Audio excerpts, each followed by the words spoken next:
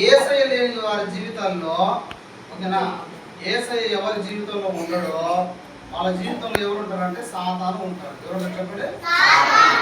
సాతాను ఎవరు హృదయంలో ఉంటారో వాళ్ళందరి హృదయం కూడా పిల్లలు ఇదిగో లాస్ట్ అంటే ఇటువంటి చూడండి, సాతాను ఉన్నాడా కనబడుతున్నాడా?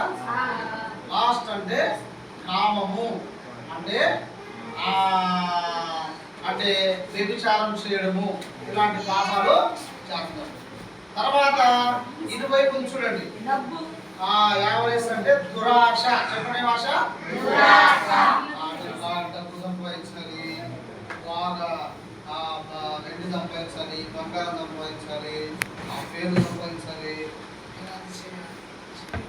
చెప్పేసి, ఓకేనా, ఏముంటుందంటే దురాశ. దురాశ దుఃఖానికి, ఆశ ఉండాలి కానీ దురాశ మాత్రము. ఆశ గల ప్రాణాన్ని దేవుడు తృప్తిపరుస్తానన్నాడు కానీ దురాశ గల ప్రాణాన్ని దేవుడు తృప్తి పరచడు. అలాగే ఆ సాతాను కనుక హృదయంలో ఉంటే చూడండి ఏం కనబడుతుంది? వ్యానిటీ అంటే గర్వం. చెప్పండి ఇక్కడ ఏం కనబడుతుంది చెప్పండి? నెమలి. నెమలి అంటే చాలా అందంగా ఉంటుంది అనమాట.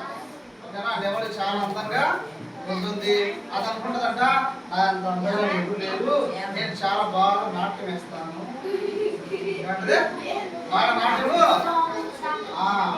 పిల్లలు మనకు సాతాను కనుక హృదయంలో ఉంటే గర్వం ఉంటుంది. ఏమంటారు చెప్పండి? గర్వం ఉంటుంది, అహంకారం ఉంటుంది, తర్వాత ఆడంబరం ఉంటుంది, నా ఎదురు ఎవరు లేదు అని ఆ పాపము ఉంటుంది. సాతాను కనుక మన హృదయంలో ఉంటే గ్లాటిటీ అంటే తిండిపోతున్నాము. ఏంటి చెప్పండి? ఏం కనబడుతుంది ఇక్కడ? తిండి కదా. అది ఎప్పుడు చూసిన అందమైన బురదను ఇష్టపడింది కదా. బురదను ఇష్టపడి బురద తింటది. ఇంకా చూడండి ఇష్టమైనటువంటి కూరలు బాగా తింటది కదా. ఏం తింటది చెప్పండి? ఏదైనా చెప్పండి. సాధారణ హృదయంలో ఉంటే ఎప్పుడు చూసినా నీ పండికి ఎలాంటి పెంట ఆలోచనలు వస్తాయో అలాంటి ఆలోచనలు. తర్వాత సాధారణ మన హృదయంలో ఉంటే స్లాత్ అంటే నత్త. నత్త మళ్ళీ పరిగెత్తుంది కదా. ఎలా పరిగెత్తుంది? స్లోగా ఫాస్టా? బద్ధకం. సాధారణ హృదయంలో ఉంటే బద్ధకం అన్నమాట. ఓకేనా, ఫాస్ట్ కదా ఉండరు, చాలా బద్ధకంగా ఉంటారన్నమాట. సాతాను మన హృదయంలో ఉంటే రాత్ అంటే కోపం. హృదయం మన కోపం అని చెప్పాను కదా. చూస్తుంది కొంతమంది ముక్కు మీద కోపం ఉంటుంది. అని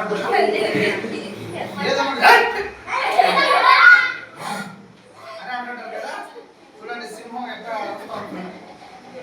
సాతాను హృదయంలో ఉంటే కోపం ఉంటుంది అన్నమాట మనుషులు. ఓకేనా పిల్లలు? అలాగే సాతాను హృదయంలో ఉంటే ఎన్వి. ఎన్వి అంటే తెలుసా? అసూయ. ఏం చెప్పండి? ఏం చెప్పండి? ఏం సూయ? అసూయ. తర్వాత కడుపులో మంట అంటుంటారు. అరే వాడు నన్ను చూస్తే సాతాను పిల్లలు, సాతాను ఎవరి హృదయంలో ఉంటారో వాళ్ళందరికీ ఏమన్నా చెప్పండి? కామము, తర్వాత దురాశ, తర్వాత గర్వము, తర్వాత తిండిపోతుతనము, తర్వాత బద్ధకము, తర్వాత కోపము, తర్వాత ఏం చెప్పండి? అసూయ.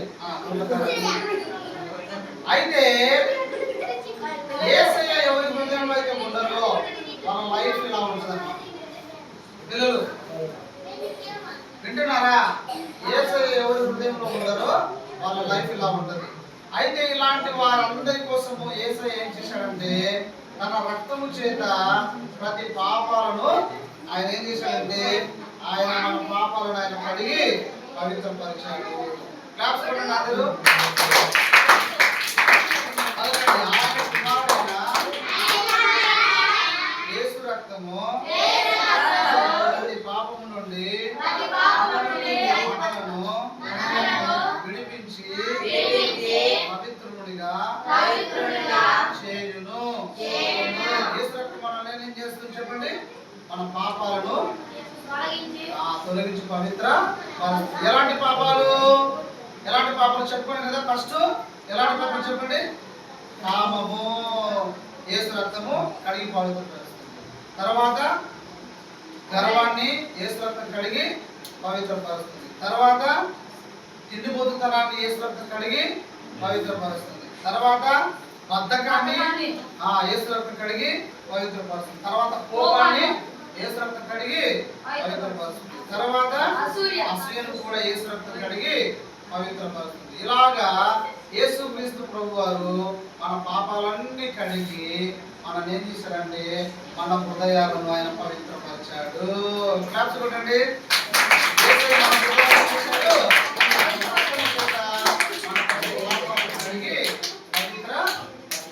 ఓకేనా పిల్లలు? యేసయ్య లేకపోతే మన హృదయాలు ఇలా ఉంటాయి. ఓకేనా? యేసయ్య మన పాపాలను కడిగి తన రక్తం చేత కడిగి మనం ఏం చేసాడు చెప్పండి? పవిత్రపరిచాడు, పరిశుద్ధపరిచాడు. దేవుడి రాజ్యాన్ని మనకు పిల్లలు. యేసయ్య